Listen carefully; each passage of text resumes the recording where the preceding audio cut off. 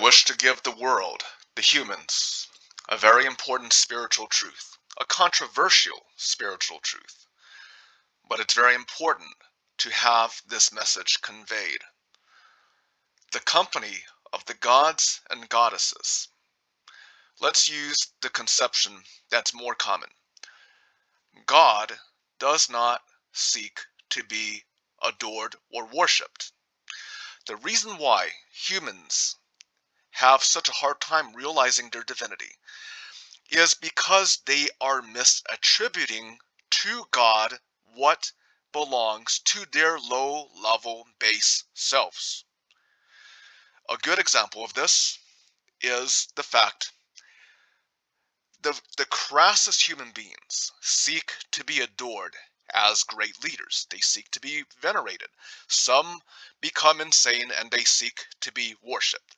If there's any religious leader, whether some cult or non-cult, if they make themselves out to be worshipped, they are neither near the divinities, everybody is a co-divinity, but they're far from God because not only do there's a double sin here. One, in my opinion, again, the first error, the first sin is attributing human beings' desire to be worshipped to God's non-desire as it relates to worship. And so that's the mistake one, attributing to God a desire to be worshipped. Error number two is not only attributing to the gods and goddesses, basically making the gods and goddesses out to be beings who want to be adored and worshipped, but instead turning it around and taking what is already a false attribution and then attributing it to themselves. So the first error is, for example, if I say God wants to be worshipped, that's false. Second error would be to say, because I'm a co-divinity, I want to be worshipped, worship me. That's also false. The reality is that here's the problem. God does not desire to be worshipped. This is entirely something that low-level humans want for themselves. This is something that they project. They are projecting their desire for adoration onto the company of gods and goddesses. To realize your potential, to realize one's reality, inner nature, is to not have to neither subordinate or superior. You have to have an understanding that the gods are co-fraternal, they are fraternal, co-divine fraternal beings with you.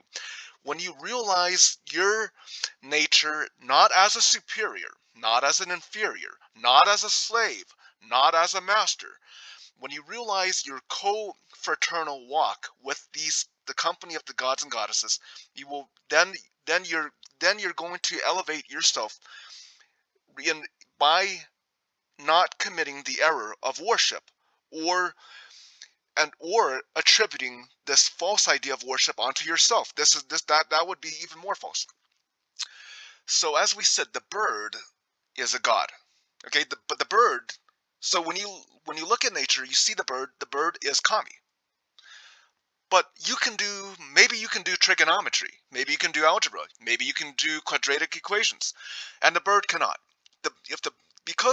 Just because the bird cannot do math, cannot take out a calculator, pen, paper, pencil, calculator, and do math, doesn't make the bird less of a god than you.